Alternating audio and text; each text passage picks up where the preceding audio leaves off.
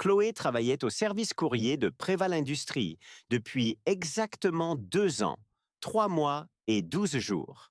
Non pas qu'elle comptait, bien sûr. Bon, d'accord. Peut-être qu'elle comptait un tout petit peu. Quand vous passez 8 heures par jour à trier des enveloppes et à pousser un chariot dans des couloirs éclairés au néon, vous avez tendance à remarquer ce genre de choses. C'était un mardi matin, comme n'importe quel autre mardi matin.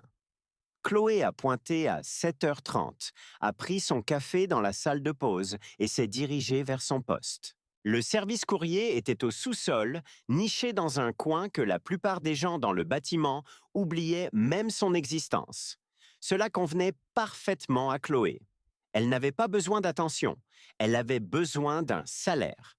Son collègue, Benoît, était déjà là, écouteur sur les oreilles, hochant la tête au rythme de la musique qu'il écoutait. Il lui fit un petit signe de la main. Benoît était assez gentil, mais il ne parlait pas beaucoup. Personne ne parlait vraiment beaucoup au service courrier. Ce n'était pas ce genre de travail. Chloé commença sa routine. Trier le courrier par étage, puis par service, charger le chariot, faire la tournée. Elle connaissait chaque recoin de ce bâtiment, chaque roue qui grinçait sur son chariot, chaque personne qui souriait en lui remettant ses colis, et chaque personne qui la traversait du regard comme si elle était invisible. La plupart des gens appartenaient à la seconde catégorie. Vers 10 heures du matin, Chloé alla vérifier sa boîte aux lettres d'employé. C'était une petite boîte en métal avec son nom dessus, encastrée dans un mur de boîtes identiques. D'habitude, elle recevait peut-être une chose par semaine, généralement des mémos de l'entreprise ou des rappels pour mettre à jour sa fiche de présence. Mais aujourd'hui, il y avait une enveloppe. Pas n'importe quelle enveloppe. Celle-ci était épaisse, en papier crème coûteux, avec son nom écrit sur le devant à l'encre dorée. Chloé la sortit et la fixa un instant. Son nom, Chloé Moreau, semblait presque élégant dans cette écriture raffinée. Elle la retourna délicatement et vit le seau de cire au dos. Un vrai seau de cire, comme dans un film. Elle n'avait jamais rien vu de tel dans la vraie vie. Sa superviseure, Karine, passa juste au moment où Chloé l'ouvrait. Karine était le genre de personne qui semblait toujours se mêler des affaires des autres, regardant toujours par-dessus les épaules, faisant toujours de petites remarques qui vous restaient en tête pour le reste de la journée. Qu'est-ce que c'est que ça? Demanda Karine, se penchant avant même que Chloé ne puisse répondre. Chloé sortit le carton à l'intérieur. C'était une invitation. Pas n'importe quelle invitation. Le gala annuel du PDG dans sa résidence privée. Tenue de soirée facultative, RSVP, avant le 10 décembre. Elle l'a lu 3 fois, ses yeux balayant chaque mot, cherchant une sorte d'erreur. Peut-être était-ce destiné à une autre Chloé Moreau. Peut-être que ça devait aller à quelqu'un à l'étage de la direction et qu'il y avait eu une confusion. Karine la lui arracha des mains avant qu'elle ne puisse finir de la lire une 4e fois. « Oh mon Dieu !» dit Karine en riant. « Ils ont vraiment envoyé ça à tout le monde, même au service courrier. C'est tordant. » Chat, Chloé sentit son visage s'empourprer. « Qu'est-ce que tu veux dire ?»« Je veux dire, » dit Karine, lui rendant l'invitation comme si c'était une blague, « ils doivent probablement inviter tout le monde pour des raisons légales ou je ne sais quoi. L'égalité des chances et tout ça. Mais personne d'ici ne va jamais à ces trucs. C'est pour les cadres, les directeurs, les gens qui comptent vraiment pour l'entreprise. » Chloé reprit l'invitation et la glissa soigneusement dans son sac. « Il y a mon nom dessus. » Énorme Nax, « Bien sûr qu'il y a ton nom, » dit Karine, s'éloignant déjà. « Mais crois-moi, ma belle, tu ferais tâche à un événement comme ça. Ces fêtes sont chic, vraiment très chic. Tu te sentirais juste mal à l'aise. » Le reste de la matinée passa dans un flou. Chloé ne pouvait s'empêcher de penser à cette invitation. Elle poussait son chariot d'étage en étage, distribuait des colis et des enveloppes, mais son esprit était complètement ailleurs. Pendant sa pause déjeuner, elle s'assit dans la salle de pause du sous-sol et sortit à nouveau l'invitation. Elle passa ses doigts sur les lettres dorées. Elle n'avait jamais été invitée à quelque chose de ce genre auparavant. Pas depuis qu'elle avait abandonné l'université et pris ce travail. Benoît s'assit en face d'elle, retirant enfin ses écouteurs. C'est quoi ça? L'invitation à la fête de Noël du PDG, dit Chloé à voix basse. Les sourcils de Benoît se haussèrent. Ah ouais, j'en ai eu une aussi. J'ai jeté la mienne à la poubelle. Pourquoi? Il haussa les épaules. Parce que ce n'est pas pour nous. C'est juste un truc qu'ils font. Ils invitent tout le monde, mais c'est vraiment juste pour les gens d'en haut, les cadres et leurs femmes et petites amies. Les gens qui jouent au golf ensemble et partent en croisière, pas ceux qui trient leur courrier. Chloé baissa les yeux sur l'invitation. Mais si je voulais y aller? Benoît la regarda comme si elle venait de suggérer de sauter d'un pont. Pourquoi tu voudrais faire ça? Pour rester planté là pendant que tout le monde t'ignore? Pour regarder les riches boire du vin cher et parler de leur portefeuille d'actions? Je ne sais pas, dit Chloé. Et c'était la vérité. Elle ne savait pas pourquoi elle voulait y aller. Peut-être parce que personne ne s'y attendait. Peut-être parce que Karine avait ri de l'idée. Peut-être parce qu'elle avait été invisible si longtemps qu'elle voulait exister, juste pour une nuit, dans un endroit où les gens pourraient enfin la voir. Ce soir-là, au lieu de rentrer directement chez elle, Chloé s'arrêta dans un grand magasin du centre-ville. Elle avait un peu d'argent de côté. Pas beaucoup, mais assez. Elle économisait depuis des mois, pensant peut-être l'utiliser pour des vacances un jour, ou pour enfin réparer la climatisation cassée de sa voiture. Mais debout dans ce magasin, regardant les portants de robes, elle prit une décision. La robe qu'elle choisit était simple. Noire, car cela semblait plus sûr, ni trop chic, ni trop banal. Elle lui allait parfaitement, ce qui ressemblait à un petit miracle. Elle acheta aussi une paire de chaussures qui ne faisaient pas trop mal quand elle marchait, et une petite pochette, car l'invitation disait tenue de soirée facultative. Et elle se disait qu'elle ne pouvait pas simplement apporter son sac à dos habituel. Le total dépassait ce qu'elle avait prévu de dépenser.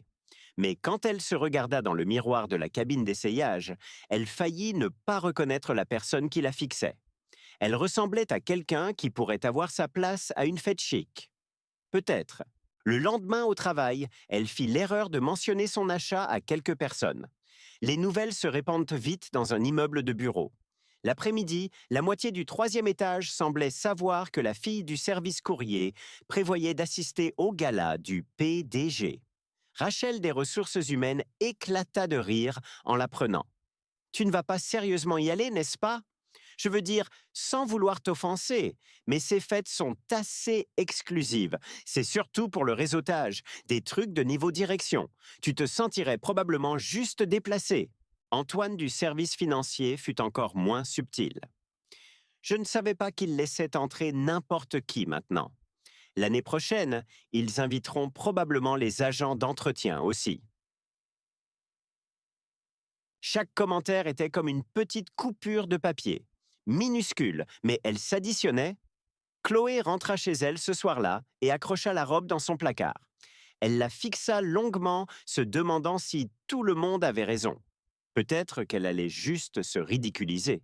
Peut-être qu'elle devrait retourner la robe et oublier toute cette histoire. Mais ensuite, elle pensa aux 2 dernières années de sa vie. Travailler au sous-sol, être invisible, marcher dans des couloirs où les gens la traversaient du regard, rentrer dans son petit appartement où elle vivait seule, dînait seule, se couchait seule. Quand avait-elle fait quelque chose pour la dernière fois, juste parce qu'elle en avait envie? Quand avait-elle pris un risque pour la dernière fois? Elle laissa la robe accrochée dans le placard. La fête était dans 3 jours et Chloé Moreau avait décidé qu'elle irait. La nuit de la fête arriva plus vite que Chloé ne l'avait prévu. Elle passa 1 heure à se préparer, soit environ 50 minutes de plus que ce qu'elle consacrait habituellement à son apparence. Ses mains tremblaient un peu en appliquant du maquillage, chose qu'elle portait rarement au travail. La robe noire lui allait aussi bien que dans le magasin. Mais maintenant, debout devant le miroir de sa petite salle de bain, elle se sentait ridicule. Qu'est-ce qu'elle faisait? Elle travaillait dans un service courrier. Elle triait des enveloppes. Elle poussait un chariot. Pourquoi pensait-elle avoir sa place dans le manoir d'un PDG? Mais elle avait déjà acheté la robe, déjà répondu oui à l'invitation. Et quelque part, au fond d'elle, sous tous les doutes et les peurs, il y avait une petite voix qui disait peut-être, juste peut-être, qu'elle méritait une belle soirée. Le domaine du PDG se trouvait sur les collines, à environ 40 minutes de la ville. Sa vieille voiture fit un bruit de ferraille tout le long du trajet, et elle pria pour qu'elle ne tombe pas en panne. Ce serait parfait, n'est-ce pas? Bloquée sur le bord de la route dans une robe de soirée, sans nulle part où aller. Mais la voiture tint bon. Elle tourna sur une route privée bordée d'arbres, enveloppée de minuscules lumières blanches. D'autres voitures la dépassèrent, des voitures chères. Une Mercedes, une BMW, quelque chose de racé et de noir qu'elle ne pouvait même pas identifier. Sa berline cabossée semblait s'être égarée sur la mauvaise planète. Le manoir apparut au bout de l'allée, comme sorti d'un magazine. Il était immense, avec des colonnes blanches et de massives fenêtres brillant d'une lumière chaude. Des valets en veste blanche se tenaient à l'entrée, ouvrant les portières des voitures et distribuant des tickets. Chloé s'arrêta et un valet ouvrit sa portière. Elle sortit, vacillant légèrement sur ses nouvelles chaussures, et lui tendit ses clés. Il ne dit rien, lui donna juste un ticket et emmena sa voiture pour la garer quelque part hors de sa vue. Pendant un instant, elle resta là, à regarder la maison. Elle pouvait encore partir. Elle pouvait demander sa voiture et rentrer chez elle, et personne ne saurait jamais qu'elle était venue. Au lieu de ça, elle prit une profonde inspiration et se dirigea vers l'entrée. L'intérieur était encore plus impressionnant que l'extérieur. Un lustre massif pendait dans le hall d'entrée, ses larmes de cristal captant la lumière et projetant de minuscules arcs-en-ciel sur le sol en marbre. À sa gauche, elle entendait de la musique, un quatuor à cordes jouant quelque chose de classique et de magnifique. À sa droite, des serveurs en uniforme impeccable portaient des plateaux de champagne et des amuse-bouches qui ressemblaient plus à de petites œuvres d'art qu'à de la nourriture. Chloé accepta une coupe de champagne d'un serveur qui passait, juste pour avoir quelque chose à tenir. Elle n'avait jamais vraiment aimé le champagne, mais cela semblait être ce qu'on était censé faire à une fête comme celle-ci. Elle entra dans la pièce principale et sentit immédiatement tous les regards se tourner vers elle. Probablement pas vrai, probablement juste son imagination, mais ça semblait réel. La pièce était remplie de gens en robes de créateurs et en costumes coûteux.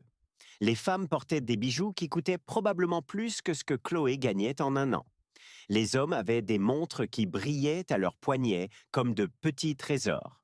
Et puis elle les vit. Des gens de son immeuble. Karine du service courrier était là, portant une robe qui semblait un peu trop forcée. Elle parlait à quelqu'un que Chloé ne reconnaissait pas, mentant probablement sur ce qu'elle faisait réellement dans l'entreprise. Rachel des ressources humaines se tenait près du bar avec un groupe d'autres femmes, toutes riant de quelque chose. Elle portait une robe rouge qui venait probablement d'une de ces boutiques devant lesquelles Chloé n'avait fait que passer, sans jamais y entrer. Et puis Rachel la vit. Chloé regarda les yeux de Rachel s'écarquiller. Puis elle se pencha et chuchota quelque chose à la femme à côté d'elle. Cette femme regarda Chloé, puis chuchota à quelqu'un d'autre, comme des dominos tombant les uns après les autres. Rachel s'approcha, ses talons claquant sur le sol en marbre. Elle avait un sourire sur le visage, mais ce n'était pas un sourire amical. « Oh mon Dieu, tu es vraiment venue !» dit Rachel, toisant Chloé de haut en bas comme si elle examinait un article dans une vitrine. « C'est tellement courageux de ta part !» La façon dont elle dit « courageux » montrait clairement qu'elle voulait dire tout autre chose. « J'ai été invitée !» dit Chloé doucement, prenant une gorgée de champagne qu'elle ne voulait pas. « Eh bien, oui, nous avons tous été invités, » dit Rachel. « Mais la plupart des gens savent quelles invitations sont réelles et lesquelles sont justes, tu sais, pour la forme. » Elle se tourna vers les femmes derrière elle. « Voici Chloé. Elle travaille au service courrier. » Les femmes sourirent poliment, mais Chloé pouvait le voir dans leurs yeux. Elle la rejetait déjà, décidant déjà qu'elle n'avait pas d'importance. « Elle est mignonne, cette robe, » dit l'une d'elles. Tu l'as trouvée en solde? Ce n'était pas le cas, mais Chloé sentit que même si elle disait d'où elle venait vraiment, cela n'aurait pas d'importance. Pour ces femmes, elle serait toujours la fille du sous-sol. Si vous voulez bien m'excuser, dit Chloé, essayant de les dépasser. Mais Rachel n'avait pas fini. Oh, ne t'enfuis pas! Reste et socialise! C'est à ça que servent ces fêtes, non? Le réseautage. Elle prononça le mot comme si c'était une blague. Chloé réussit à s'échapper et se dirigea vers le côté le plus éloigné de la pièce, où moins de gens étaient rassemblés. Elle trouva une place près d'une fenêtre et essaya de se rendre invisible, ce qui était ironique étant donné qu'elle était venue ici pour être vue. Au fur et à mesure que la soirée avançait, la situation ne fit qu'empirer. Antoine du service financier passa et la regarda à 2 fois en la voyant. Waouh! Je ne m'attendais pas à te voir ici. Tu t'es perdu en allant à une autre fête? Ses amis rirent comme s'il avait dit quelque chose d'hilarant. Une femme en robe argentée demanda carrément à Chloé si elle faisait partie du personnel de service. Quand Chloé dit non, la femme parut confuse, comme si elle ne comprenait pas ce que Chloé pouvait bien faire d'autre là. Karine la trouva près de la table des amuse-bouches. Tu vois, dit-elle en attrapant une crevette sur un plateau qui passait. Je t'avais dit que ce n'était pas vraiment pour nous. Ces gens, ils sont à un autre niveau. On est juste là pour remplir l'espace. Chloé voulait partir. Elle voulait trouver le valet, récupérer sa voiture et rentrer chez elle où elle pourrait enlever cette stupide robe et oublier que cette nuit avait jamais eu lieu. Son visage était brûlant. Sa poitrine était serrée. Elle avait dépensé de l'argent qu'elle n'avait pas pour une robe pour une fête où tout le monde la traitait comme si elle était invisible, ou pire, comme si elle était une blague. Elle se dirigeait vers la sortie quand elle entendit la voix de quelqu'un dans un microphone. « Bonsoir à tous! Merci beaucoup d'être venus! » Chloé se retourna. Sur une petite estrade à l'avant de la pièce se tenait Jacques Préval lui-même. Le PDG, l'homme dont le nom était sur le bâtiment où elle travaillait, dont elle triait le courrier, dont l'existence était si loin au-dessus de la sienne qu'il n'avait même jamais été dans la même pièce auparavant. Il était plus âgé qu'elle ne l'avait imaginé, peut-être la fin de la cinquantaine, avec des cheveux gris et des yeux bienveillants. Il portait un costume qui coûtait probablement plus cher que sa voiture, mais il avait un sourire chaleureux qui le rendait presque accessible. Presque. J'espère que vous vous amusez tous, continua-t-il. C'est ma soirée préférée de l'année, de pouvoir voir tout le monde en dehors du bureau dans un cadre plus détendu. Les gens applaudirent poliment. Chloé resta où elle était, près du fond, planifiant sa sortie. Maintenant, comme beaucoup d'entre vous le savent, dit Jacques, et quelque chose dans son ton changea, devint plus personnel.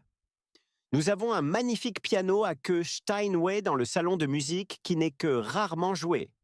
Chaque année, j'espère que quelqu'un proposera de jouer pour nous, mais personne ne le fait jamais. Il fit une pause, regardant la foule. Le cœur de Chloé commença à battre plus vite, bien qu'elle ne sût pas encore pourquoi. Alors, cette année, je vais demander directement, dit Jacques, son sourire s'élargissant. Est-ce que quelqu'un ici joue du piano? La pièce devint complètement silencieuse. Les gens se regardèrent, changèrent de pied, devinrent soudainement très intéressés par leur verre. Personne ne bougea. Personne ne parla. Chloé sentit ses mains commencer à trembler. Elle jouait du piano depuis l'âge de 5 ans. C'était la seule chose dans sa vie pour laquelle elle avait jamais été vraiment douée. La seule chose qui lui donnait l'impression qu'elle était peut-être destinée à autre chose qu'à trier du courrier dans un sous-sol. Mais elle ne pouvait pas. Le pouvait-elle?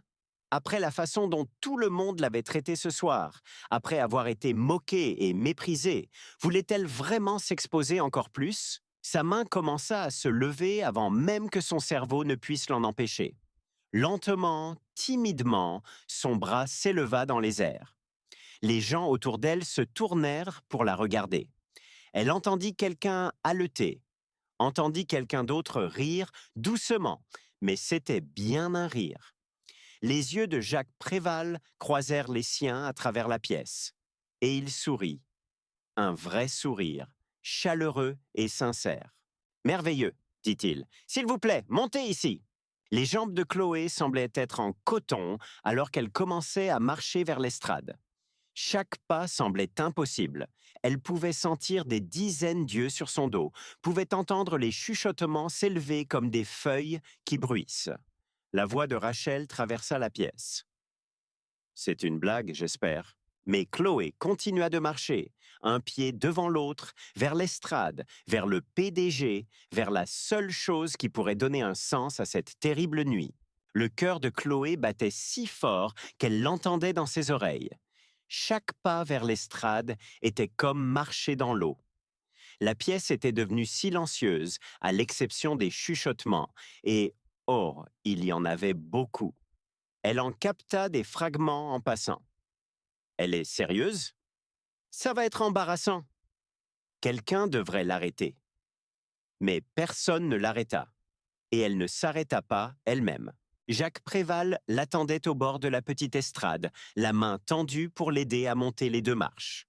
De près, il avait l'air différent de ce qu'elle avait imaginé, moins intimidant. Il y avait des rides de sourire autour de ses yeux, et quand il prit sa main pour la stabiliser, sa poignée était douce. « Merci de vous être porté volontaire », dit-il à voix basse, juste pour elle. Je commençais à penser que j'allais devoir jouer moi-même, et croyez-moi, personne ne veut ça.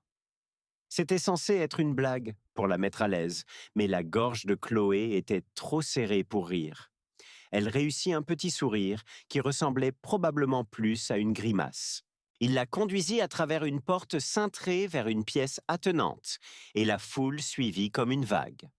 Chloé entendit le bruit des pas, le claquement des talons sur le marbre, le murmure des voix qui s'amplifiaient.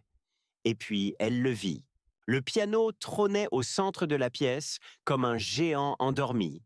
Un Steinway à queue, noir brillant, sa surface si parfaitement polie qu'elle pouvait y voir le reflet du lustre.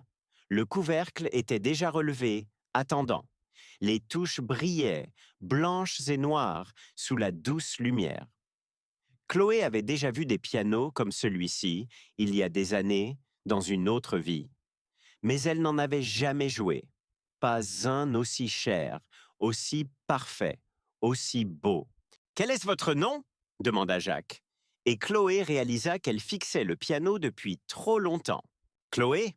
dit-elle, sa voix à peine un murmure. Puis, se souvenant où elle était, elle ajouta « Chloé Moreau, monsieur.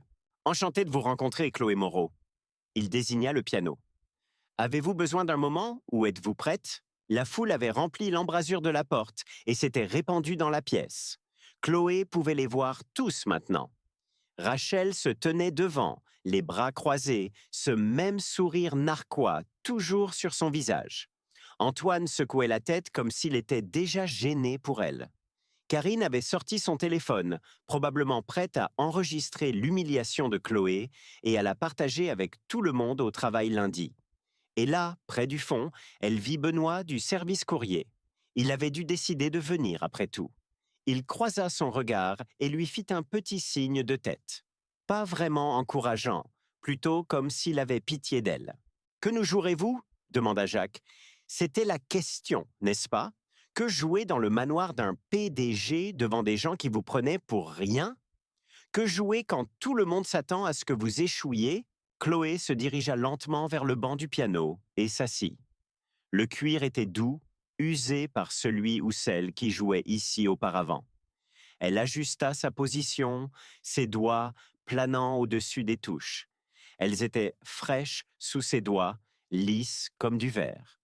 Elle pourrait jouer quelque chose de simple, de sûr, un morceau de base qui ne la mettrait pas au défi, qui ne lui donnerait aucune chance de se tromper.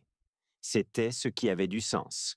Mais quand Chloé avait-elle jamais fait ce qui avait du sens? Rachmaninoff, s'entendit-elle dire. Le concerto pour piano numéro 2. Quelqu'un dans la foule rit vraiment à voix haute. Chloé ne se retourna pas pour voir qui c'était. Jacques Préval haussa les sourcils, mais il n'avait pas l'air sceptique. Il avait l'air intéressé. « C'est assez ambitieux, êtes-vous sûr ?» Chloé n'était sûre de rien. Ses mains tremblaient, sa bouche était sèche. Elle sentait la sueur commencer à perler sur ses paumes, ce qui était terrible car on ne peut pas jouer du piano avec les mains moites. Mais elle hocha la tête. J'en suis sûr. La pièce devint encore plus silencieuse. Quelqu'un toussa. Quelqu'un d'autre changea de pied et ses chaussures grincèrent sur le sol. Chloé ferma les yeux. Elle prit une profonde inspiration, puis une autre, et elle commença à jouer. Les premières notes étaient douces, délicates, presque hésitantes. Ses doigts retrouvèrent les touches comme s'ils rentraient à la maison. La mémoire musculaire prenant le relais là où la pensée consciente échouait. La mélodie commença à se construire lentement, prudemment, chaque note menant à la suivante. Elle avait appris ce morceau pour la première fois à 16 ans. Sa professeure de piano, Madame Dubois, lui avait dit qu'elle n'était pas prête. C'est pour les élèves avancés, avait-elle dit. Des élèves qui jouent depuis des années. Je joue depuis des années, avait répondu Chloé. Depuis que j'ai 5 ans. Madame Dubois avait soupiré, mais lui avait quand même donné la partition. Ne dis pas que je ne t'avais pas prévenu. Bien sûr pas. Chloé avait pratiqué pendant des mois, des heures, chaque jour après l'école, jusqu'à ce que ses doigts aient des crampes et que son dos lui fasse mal d'être assise. Sa mère lui apportait son dîner sur un plateau parce que Chloé ne voulait pas quitter le banc du piano. « Tu vas jouer ça dans ton sommeil ?» avait plaisanté sa mère. Et c'est ce que Chloé avait fait. Elle rêvait en musique, les notes la suivant partout où elle allait. Maintenant, dans ce manoir, devant ces gens qui avaient passé toute la soirée à la faire se sentir petite, Chloé laissa tout aller. Elle oublia le sourire narquois de Rachel, le rire d'Antoine et le téléphone de Karine qui enregistrait probablement. Elle oublia le PDG qui se tenait quelque part derrière elle. Elle oublia le service courrier au sous-sol, les néons et la roue de chariot qui grinçait. Elle ne se souvint que de la musique. Le morceau devint plus complexe, ses mains se déplaçant plus vite, parcourant le clavier. La main gauche fournissant les basses profondes et résonantes, tandis que la main droite dansait à travers la mélodie. C'était la section où la plupart des gens se trompaient, où le rythme devenait délicat et où vos doigts devaient bouger plus vite que ce qui semblait possible. Chloé ne se trompa pas. La musique enfla, remplissant la pièce, remplissant sa poitrine, remplissant tout. Elle se balançait légèrement en jouant, son corps bougeant avec le rythme, les yeux toujours fermés. Elle pouvait sentir la musique dans ses os, dans son sang, dans chaque partie d'elle. C'était qui elle était. Pas la fille qui triait le courrier, pas la fille que tout le monde traversait du regard. C'était Chloé, la fille qui avait gagné le concours régional de piano 3 années de suite, la fille qui avait obtenu une bourse pour le Berklee College of Music, la fille qui avait rêvé de jouer dans des salles de concert, la fille qu'elle avait oublié d'exister. Ses doigts volaient sur les touches, frappant chaque note avec précision et passion. Les passages difficiles qui lui avaient pris des semaines à maîtriser des années auparavant sortaient parfaitement. Les sections douces étaient délicates comme des murmures. Les sections fortes tonnaient à travers la pièce. Elle atteignit le point culminant du morceau, le moment où tout s'assemblait, où toutes les différentes mélodies et rythmes fusionnaient en quelque chose d'écrasant, de beau et de déchirant à la fois.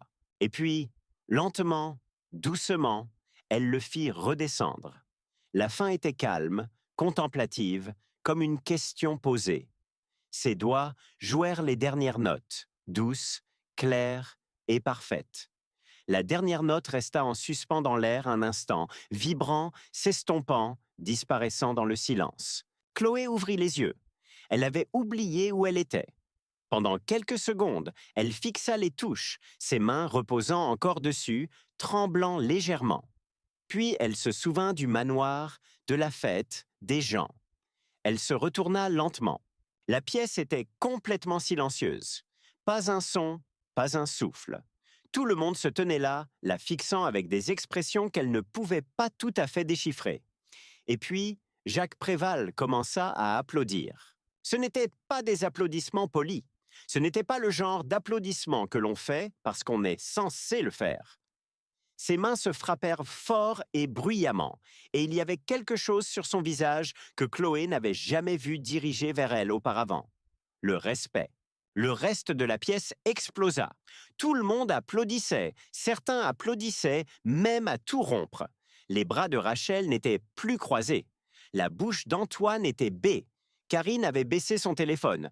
Chloé se leva du banc, ses jambes instables.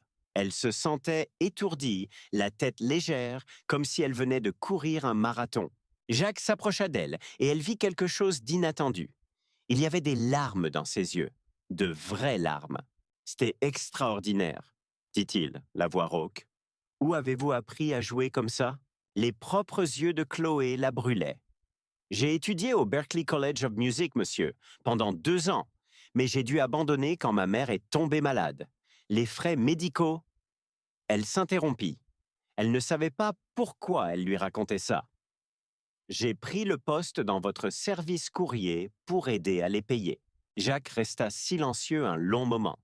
Il la regarda comme s'il la voyait vraiment pour la première fois, comme si tout le monde la voyait pour la première fois. Voudriez-vous venir avec moi? Demanda-t-il. Dans mon bureau, j'aimerais vous parler en privé. Chloé hocha la tête, ne faisant pas confiance à sa voix. En le suivant hors de la pièce, elle passa devant tous ces gens qui l'avaient fait se sentir si petite il y a à peine 1 heure. Personne ne riait maintenant. Le bureau de Jacques Préval ne ressemblait en rien à ce que Chloé avait imaginé. Elle s'était attendue à quelque chose de froid et de corporatif, tout en bois sombre, en cuir et en livres importants que personne ne lisait vraiment. Mais cette pièce était différente. Elle était chaleureuse, personnelle. Les murs étaient couverts de photographies, des photos de famille à première vue. Un Jacques plus jeune avec ses bras autour d'une belle femme, une petite fille sur une balançoire, des vacances à la plage, des anniversaires et des matins de Noël, toute une vie capturée dans des cadres. Mais Chloé remarqua quelque chose en regardant de plus près. Les photos plus récentes ne montraient que 2 personnes. Jacques et une adolescente, aux longs cheveux sombres et au même sourire. La femme des photos plus anciennes avait disparu. « Asseyez-vous, je vous en prie », dit Jacques, désignant un fauteuil confortable près de la cheminée. Un vrai feu y brûlait, crépitant doucement, remplissant la pièce de chaleur. Chloé s'assit, les mains jointes sur ses genoux. Elle avait toujours l'impression de flotter, comme si les 20 dernières minutes n'avaient pas été réelles. Avait-elle vraiment joué du piano devant tous ces gens? Avait-il vraiment applaudi? Jacques versa 2 verres d'eau d'une carafe sur son bureau et lui en tendit un. Sa gorge était sèche, réalisa-t-elle. Elle but une gorgée reconnaissante. Il s'assit dans le fauteuil en face d'elle, et un instant, il regarda simplement le feu. Chloé attendit, ne sachant pas si elle devait dire quelque chose. « Ma fille s'appelle Caroline », dit finalement Jacques. « Elle a 17 ans. Elle aura 18 ans en mars. » Chloé jeta un coup d'œil aux photos. La fille aux longs cheveux sombres. Elle jouait du piano, continua Jacques. Sa voix était douce, lourde de quelque chose que Chloé ne pouvait pas tout à fait nommer. Depuis qu'elle a 6 ans, c'était tout son monde. Elle pratiquait pendant des heures, tout comme vous, j'imagine. Elle avait du talent, un vrai talent. Son professeur disait qu'elle aurait pu devenir professionnelle si elle l'avait voulu. Il fit une pause, prenant une inspiration qui semblait douloureuse. Il y a 3 ans, Caroline a eu un accident de voiture. Un conducteur ivre a grillé un feu rouge. Ses mains se crispèrent sur les accoudoirs de son fauteuil. Elle a survécu, Dieu merci, mais sa colonne vertébrale a été endommagée. Elle est en fauteuil roulant depuis. La poitrine de Chloé se serra. « Je suis vraiment désolé. » Jacques hocha la tête, accusant réception de sa sympathie, mais sans vraiment l'accepter. La kinésithérapie a été dure. La convalescence a été dure. Mais le plus dur a été de l'avoir abandonné la musique. Nous avons un piano à la maison, un piano magnifique. Mieux que celui sur lequel vous venez de jouer. Elle ne veut pas s'en approcher, ne veut même pas parler de musique. C'est comme si cette partie d'elle était morte dans l'accident. Il regarda Chloé maintenant, la regarda vraiment, et elle vit le désespoir dans ses yeux. J'ai tout essayé, dit-il. J'ai engagé les meilleurs thérapeutes, les meilleurs professeurs. Je l'ai supplié, encouragé, je me suis même mis en colère, ce dont je ne suis pas fier. Mais rien ne fonctionne. Elle est convaincue que si elle ne peut pas jouer comme avant, debout au piano, en utilisant les pédales avec ses pieds, alors ça ne sert à rien de jouer du tout. Chloé comprit sans qu'il ait besoin de le dire. Elle s'était sentie comme ça quand elle avait dû quitter Berkeley. Si elle ne pouvait pas avoir la musique comme elle l'avait rêvé, les grandes scènes et les salles de concert, alors à quoi bon? Je cherche quelqu'un qui pourrait l'atteindre, dit Jacques. Quelqu'un qui comprend ce que la musique signifie vraiment. Pas seulement le côté technique, mais le côté émotionnel, l'âme de la musique. Il se pencha en avant. Quand vous avez joué ce soir, j'ai entendu quelque chose que je n'avais pas entendu depuis des années, de la passion. Une passion authentique et sincère. Vous ne jouiez pas pour impressionner qui que ce soit, vous jouiez parce que vous deviez le faire. Chloé sentit les larmes lui piquer les yeux. Personne n'avait compris ça à propos de sa musique auparavant. Pas même Madame Dubois, aussi merveilleuse qu'elle ait été. Accepteriez-vous de rencontrer Caroline? Demanda Jacques. Peut-être de lui donner des leçons?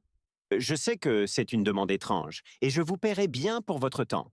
Je pense juste que si elle pouvait rencontrer quelqu'un comme vous, quelqu'un qui a fait face à ses propres difficultés, mais qui a toujours cet amour pour la musique, cela pourrait faire une différence.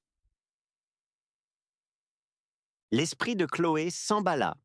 Elle enseignait à la fille du PDG, une fille qui avait tout perdu et abandonné tout espoir.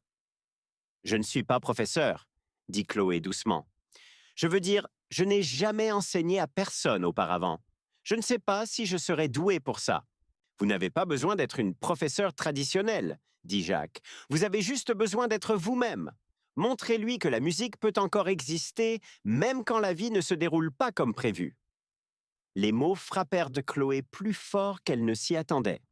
La musique peut encore exister, même quand la vie ne se déroule pas comme prévu. Était-ce ce qu'elle avait fait?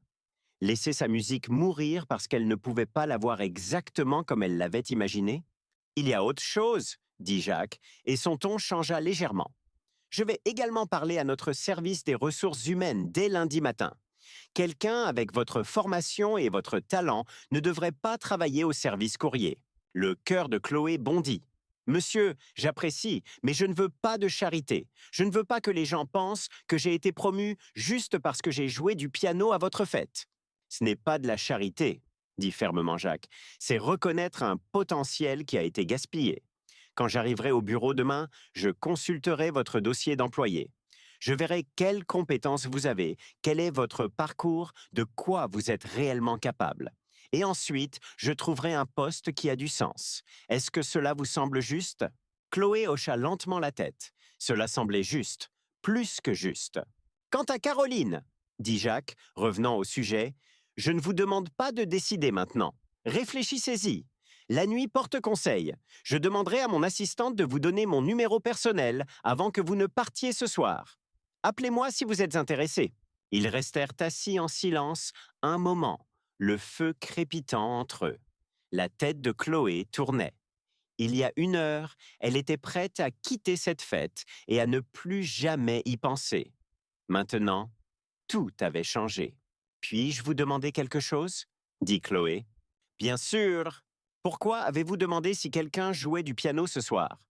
Vous le faites chaque année, avez-vous dit, mais personne ne se porte jamais volontaire. Pourquoi continuer à demander? Jacques sourit tristement. L'espoir, je suppose. Je continue d'espérer que, d'une manière ou d'une autre, la bonne personne sera à l'une de ces fêtes. Quelqu'un qui peut aider Caroline? Ce soir, vous avez levé la main et j'ai pensé que peut-être, enfin, mon espoir avait payé. Il se leva, signalant que leur conversation touchait à sa fin.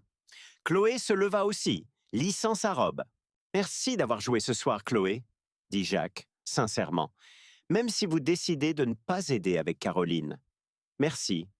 Vous m'avez rappelé que de belles choses peuvent venir d'endroits inattendus. Chloé sentit ses joues rougir. Merci de m'avoir écouté. d'avoir vraiment écouté. Il la raccompagna jusqu'à la porte du bureau et ils retournèrent dans le couloir. La fête battait encore son plein, mais elle semblait différente maintenant, plus calme d'une certaine manière. Ou peut-être que Chloé l'entendait simplement différemment. Une dernière chose, dit Jacques, avant qu'il ne rejoigne les autres. Ne laissez personne vous faire sentir petite, ni ici, ni au travail, nulle part. Vous êtes talentueuse, instruite et capable. La seule personne qui décide de votre valeur, c'est vous. Les yeux de Chloé la brûlèrent à nouveau. Elle cligna rapidement des yeux, essayant de retenir ses larmes. Je m'en souviendrai. Ils retournèrent ensemble dans la pièce principale et Chloé sentit tous les regards se tourner vers eux. Mais cette fois, c'était différent. Rachel ne souriait plus narquoisement. Antoine ne riait plus. Karine avait complètement rangé son téléphone. Benoît se fraya un chemin à travers la foule vers elle. « C'était incroyable, dit-il, et il semblait le penser sincèrement. Je ne savais pas que tu pouvais jouer comme ça. La plupart des gens ne le savent pas, dit Chloé. Et peut-être que c'était de sa faute. Peut-être qu'elle s'était cachée si longtemps que tout le monde avait simplement supposé qu'elle n'avait rien à montrer. Le reste de la fête passa dans un flou. Les gens n'arrêtaient-ils pas de venir lui parler, voulant savoir où elle avait appris à jouer, complimentant sa performance. Certains d'entre eux étaient probablement les mêmes personnes qui s'étaient moquées d'elle plus tôt, bien qu'ils fassent maintenant attention de ne pas le mentionner. Quand elle partit finalement vers minuit, le valet amena sa vieille voiture cabossée et elle n'en eut pas honte. Elle rentra chez elle les fenêtres baissées, même s'il faisait froid, laissant l'air de la nuit lui éclaircir les idées. Dans son sac à main se trouvait une carte de visite avec le numéro de téléphone personnel de Jacques Préval, écrit au dos de sa propre main. À côté, il y avait une note qui disait simplement « Appelez-moi, s'il vous plaît. Caroline a besoin de quelqu'un comme vous. » Chloé se gara sur le parking de son immeuble et resta assise dans sa voiture un long moment, pensant simplement à la fête, au piano, à Jacques et à sa fille, au service courrier et aux 2 dernières années de sa vie, à qui elle était et à qui elle était devenue, et à qui elle pourrait encore devenir. Elle sortit son téléphone et regarda à nouveau la carte de visite. Puis elle tapa un court message texte. « Bonsoir, Monsieur Préval, c'est Chloé Moreau. J'aimerais beaucoup rencontrer Caroline. Quand serait-ce un bon moment ?» Elle appuya sur envoyer avant de pouvoir changer d'avis. La réponse arriva en moins d'1 minute. « Que diriez-vous de demain après-midi? Je vous enverrai l'adresse. Merci, Chloé. Vous n'avez aucune idée de ce que cela signifie. » Chloé sourit pour elle-même en sortant enfin de la voiture et en montant à son appartement. Peut-être qu'elle ne savait pas ce que cela signifiait pour lui, mais elle commençait à comprendre ce que cela signifiait pour elle. Cela signifiait une seconde chance, pour toutes les deux. Chloé arriva chez les Préval l'après-midi suivant, les mains tremblantes et l'estomac noué. La maison était encore plus impressionnante en plein jour, un domaine tentaculaire avec des jardins parfaitement entretenus et une fontaine dans l'allée circulaire. Elle gara sa voiture et resta assise un moment, rassemblant son courage. Qu'est-ce qu'elle faisait? Elle n'était pas thérapeute, elle n'était même pas une vraie professeure. Elle était juste une fille qui savait jouer du piano et qui avait pris une décision impulsive à une fête. Mais elle avait déjà envoyé un message à Jacques, déjà accepté de venir. Alors, elle sortit de la voiture et se dirigea vers la porte d'entrée. Jacques répondit avant même qu'elle ne puisse frapper. Il avait l'air différent en tenue décontractée, plus détendu, bien que Chloé puisse voir la tension autour de ses yeux. « Chloé, merci d'être venue, » dit-il en s'écartant pour la laisser entrer. « Caroline ne sait pas encore que vous êtes là. J'ai pensé qu'il serait peut-être mieux que vous vous rencontriez naturellement, sans trop de pression. » L'intérieur de la maison était magnifique mais confortable. Des photos de famille partout comme dans le bureau. Des fleurs fraîches dans des vases, la lumière du soleil entrant par de hautes fenêtres. On se sentait dans un foyer, pas seulement une maison. « Elle est dans la véranda, » dit Jacques, guidant Chloé à travers la maison. Elle y passe la plupart de son temps, à lire surtout. Elle détestait lire avant. Elle préférait toujours jouer du piano à toute autre chose. Ils arrivèrent dans une pièce lumineuse à l'arrière de la maison. Tout en fenêtres, plantes et coussins moelleux. Et là, dans son fauteuil roulant près de la fenêtre, se trouvait Caroline. Elle était belle. De longs cheveux sombres attachés en queue de cheval. Les traits de son père adoucis en quelque chose de délicat. Elle lisait un livre ou faisait semblant. Chloé pouvait voir qu'elle les regardait, en fait, s'approcher. Caroline, voici Chloé Moreau, dit Jacques doucement. C'est la personne dont je t'ai parlé, celle qui a joué à la fête hier soir. Caroline leva les yeux, son expression soigneusement neutre. Salut, dit-elle, la voix plate.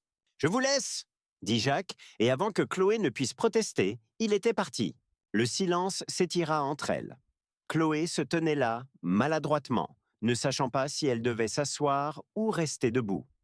Caroline retourna à son livre, montrant clairement qu'elle n'avait aucun intérêt pour la conversation. Ton père a dit que tu jouais du piano, dit finalement Chloé, puis le regretta immédiatement. Bien sûr que c'est ce que tout le monde essayait de lui dire. Jouais, dit Caroline, sans lever les yeux. Passez, n'est-ce pas? Chloé se dirigea vers une chaise près de la fenêtre et s'assit. Écoute, je ne suis pas là pour te faire un discours inspirant sur le dépassement des obstacles ou quoi que ce soit. Je suis sûr que tu as déjà entendu tout ça. Cela attira l'attention de Caroline. Elle baissa légèrement son livre, un sourcil levé. Je ne vais pas non plus prétendre que je comprends ce que tu as traversé, continua Chloé. Ce n'est pas le cas, mais je comprends ce que l'on ressent quand l'avenir que l'on s'était imaginé nous est enlevé. Caroline resta silencieuse un moment. Qu'est-ce qui t'est arrivé? J'étais au Berklee College of Music en 2e année, avec une bourse complète. J'allais devenir pianiste de concert ou peut-être enseigner à l'université. J'avais tout prévu. Chloé regarda par la fenêtre le jardin. Puis ma mère a eu un cancer. Stade 4. Les frais médicaux étaient insensés, même avec une assurance. J'ai abandonné pour travailler et aider à les payer. Elle est morte 6 mois plus tard. Je suis désolée, dit doucement Caroline, et elle semblait le penser. Le pire, ce n'était pas de la perdre, même si c'était horrible, dit Chloé. Le pire, c'était de réaliser que tous mes plans, tous mes rêves ne comptaient tout simplement plus. La vie avait d'autres idées, et ça m'a mise en colère, vraiment en colère. J'ai arrêté de jouer du piano pendant presque 1 an parce qu'à chaque fois que je m'asseyais devant un clavier, tout ce à quoi je pouvais penser, c'était tout ce que j'avais perdu. Caroline posa complètement son livre. Alors, qu'est-ce qui a changé? Honnêtement, rien n'a changé. J'ai toujours perdu ma mère. J'ai toujours dû abandonner. J'ai toujours fini par travailler dans un service courrier au lieu de me produire dans des salles de concert. Chloé croisa le regard de Caroline. Mais j'ai réalisé quelque chose.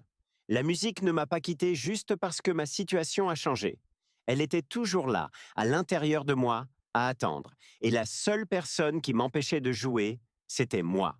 Ce n'est pas la même chose, dit Caroline, la voix tendue. Toi, tu peux toujours jouer comme tu es censé le faire. Moi, je ne peux pas. Je ne peux pas utiliser les pédales. Je ne peux pas me tenir debout. Je ne peux pas bouger comme avant. Ce n'est pas la même chose. Tu as raison, dit Chloé. Ce n'est pas la même chose, c'est différent. Mais différent ne veut pas dire impossible. Caroline secoua la tête.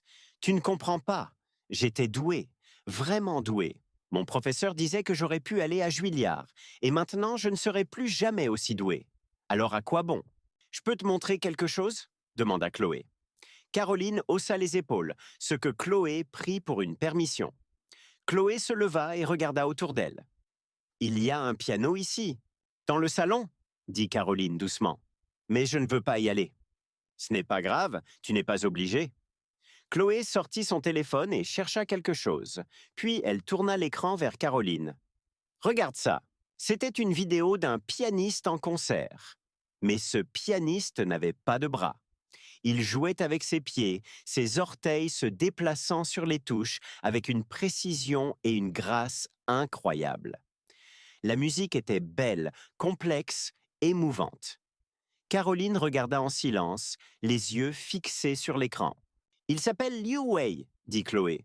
Il a perdu ses deux bras dans un accident électrique quand il avait 10 ans. Il a appris à jouer du piano avec ses pieds. Il a gagné l'équivalent chinois de La France a un incroyable talent. Chloé rangea son téléphone. Je ne dis pas que tu dois jouer avec tes pieds. Je dis que la musique trouve un chemin si tu la laisses faire. Les yeux de Caroline brillaient de larmes. J'ai peur, murmura-t-elle. Et si j'essaie et que je suis nulle, et si je ne suis plus celle que j'étais? Tu n'es certainement plus celle que tu étais, dit Chloé. Personne d'entre nous ne l'est. Nous sommes tous des personnes différentes de ce que nous étions d'hier, l'année dernière, il y a 5 ans. La question n'est pas de savoir si tu peux être celle que tu étais. La question est de savoir si tu veux découvrir qui tu peux devenir. Oesdaka. Elles restèrent assises en silence un long moment. Puis Caroline prit une inspiration tremblante. « Tu veux bien jouer quelque chose pour moi ?» demanda-t-elle. « Ici, je veux dire, dans le salon. J'écouterai d'ici, mais je veux l'entendre. » Chloé hocha la tête. « Qu'est-ce que tu veux que je joue ?»« N'importe quoi. Quelque chose que tu aimes. » Chloé alla dans le salon et trouva le piano que Jacques avait mentionné. Il était encore plus beau que celui du manoir. Elle s'assit et réfléchit à ce qu'elle allait jouer. Elle choisit quelque chose de simple, Clair de lune de Debussy, quelque chose de doux, de suave et plein de nostalgie. Pendant qu'elle jouait, elle entendit un mouvement derrière elle. Elle ne se retourna pas, ne s'arrêta pas de jouer, mais elle savait que Caroline s'était avancée en fauteuil roulant jusqu'à l'embrasure de la porte. Quand Chloé termina, les dernières notes s'évanouissant dans le silence, Caroline parla. « Pourrais-tu m'apprendre à utiliser des pédales manuelles ? J'ai lu des choses à ce sujet en ligne. Ce sont des pédales que l'on peut actionner avec les mains au lieu des pieds. » Chloé se retourna en souriant. « Je peux faire mieux que ça. Je vais t'aider à trouver ce qui fonctionne pour toi. Peut-être des pédales manuelles, peut-être autre chose. Nous allons expérimenter. » Caroline essuya ses yeux. « D'accord, mais juste une leçon, pour voir si j'en suis encore capable. »« Juste une leçon, » accepta Chloé, sachant que ce ne serait pas la seule. 6 mois plus tard, Chloé entra dans les bureaux de Préval Industries, vêtue d'une nouvelle tenue et portant un autre type de sac. Fini le chariot de courrier, fini le sous-sol. Elle était la nouvelle directrice du développement et du bien-être des employés, un poste que Jacques avait créé spécialement pour elle. Son travail consistait à identifier les employés dont les talents étaient gaspillés dans des postes inférieurs à leur potentiel et à les aider à trouver de meilleures opportunités au sein de l'entreprise. Elle avait déjà aidé 3 personnes à changer de rôle. Benoît, de l'ancien service courrier, était maintenant au service informatique où ses compétences techniques naturelles étaient enfin utilisées.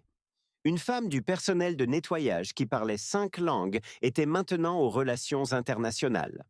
Un agent de sécurité diplômé en comptabilité travaillait à la finance.